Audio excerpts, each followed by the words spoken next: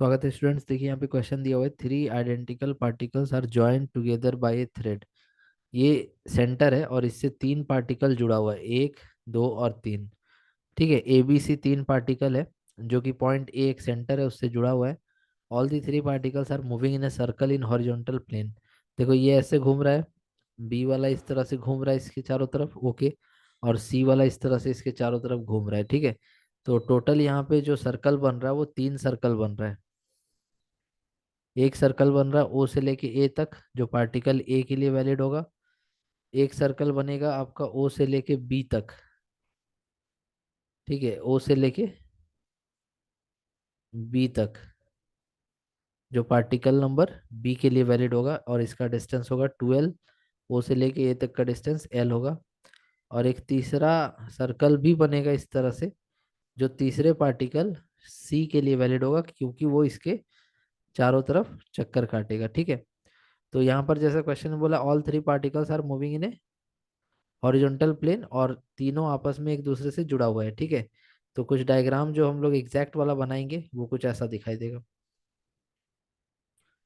ए यहाँ पे रहेगा, बी यहाँ पे रहेगा, सी यहाँ पे रहेगा, ठीक है। और तीनों आपस में एक रस्सी से जुड़ा हुआ है जो कहाँ बंधा है, ओ पे, इस तरह से। क्लियर है? यहाँ पे कौन है, बी, और यहाँ पे कौन है, सी। तो ओ से ए तक का डिस्टेंस एल है, ओ से बी तक का डिस्टेंस 2l है, और ओ से सी तक का डिस्टेंस 3l है, इस तरह से दिया हुआ है। अब इस क्वेश्चन में बोला था कि if the velocity of the outermost particle is v naught, जो सबसे बाहर है, ठीक है, उसका जो वेलोसिटी है वो कितना, वी नॉट है। ओके, समझ रहे हो? तो दूसरे वाले का कितना होगा, तीसरे वाले का कितना होगा, ये सब चक्कर में हमको नहीं पड़ना। हम ऐसा मान लेंगे कि सब एक साथ इस सर्कल में घूमेगा, क्योंकि सब एक दूसरे से कनेक्टेड है। तो हम मान लेंगे इनका जो एंगुलर वेलोसिटी होगा ओमेगा, वो सबके लिए सेम रहेगा। ये हम एज्यूम कर लेंगे, हम सबका भी अलग अलग नहीं लेना चाहते। हम मान लेंगे कि सब एक ही ओमेगा से घूम रहा है इस सर्कल में। एक छोटा सर्कल, दूसरा बड़ा, और तीसरा उससे और बड़ा। अब नेक्स्ट पॉइंट हम देखेंगे फोर्स, क्योंकि हमको बोला है टेंशन के बारे में कि जो तीनों स्ट्रिंग है उसमें जो टेंशन का रेशियो होगा वो कितना कितना होगा। तो हम फोर्स कुछ ऐसे देखेंगे कि इस पर जो बाहर लगेगा वो लगेगा m omega square into radius 3l, m omega square r. इस पार्टिकल पे सी पे बाहर की तरफ सेंट्रीफ्यूगल फोर्स लगेगा जो होगा m omega square into radius 3l। और अंदर इसमें रस्सी है तो खिंचाव का फोर्स मान लो कि T1। सेम उसी तरह से पार्टिकल बी पे देखेंगे तो एक बाहर फोर्स लगेगा, एक फोर्स अंदर लगेगा, और एक फोर्स और बाहर की तरफ लगेगा, क्योंकि उसके बाहर बी से सी तक भी एक रस्सी जुड़ा हुआ है। तो एक तो हो जाएगा m omega square into radius 12। दूसरा हो जाएगा टेंशन, बी से सी तक जो रस्सी है उसमें टेंशन था T1, और ए से बी तक जो रस्सी है उसमें टेंशन मान लीजिए अलग है T2। इस तरह से बी का फोर्स दिखा दिए। अब आते ए पे। तो ए पे फोर्स एक तो बाहर हो जाएगा सेंट्रीफ्यूगल वाला, वो हो जाएगा m omega square into distance l. उसके बाद ये ए से बी तक जो रस्सी है वो भी खींचेगा इधर T2, और एक रस्सी इधर है, मान लो कि इधर T3। तो इस तरह से हमने सब पे फोर्स दिखा दिया।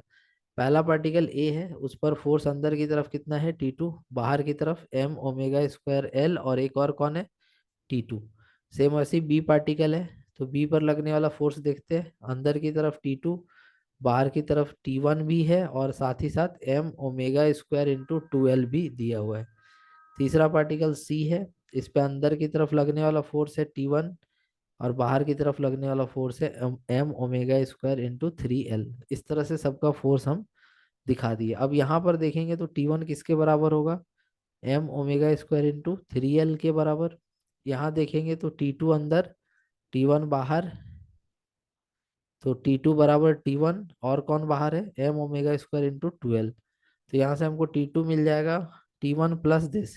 तो T1 इतना था, तो इससे जब इसको ऐड करेंगे तो ये हो जाएगा 3 दूनी 5, 5 m omega square into L.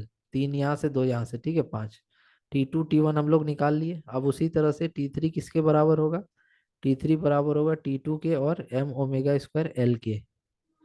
तो इसके हिसाब से T2 का वैल्यू कितना था, 5, और इधर एक है ना, 5 एम ओमेगा स्क्वायर एल, और 1 m omega square l, 6 m omega square l हो गया। तो हमको क्या बोला था, BC में मतलब कि ये क्या था, T1। AB में मतलब ये क्या था, T2। और ओ ए में ये क्या था T3। तो अगर हम T1/T2 बाई T3 का रेशियो निकालते हैं, तो देखो T1/T2 तुम लिखेगा तो 3/5 हो जाएगा, क्योंकि ये टर्म में बाकी सब कैंसल हो जाएगा, 3/5। और फिर जब T2/T3 लिखोगे तो 5/6 हो जाएगा। ये m omega square L cancel, 5/6। तो 3:5:6 जो है इसका फाइनल आंसर हो जाएगा। तो आई होप आप ये क्वेश्चन समझ गए होंगे। Thank you.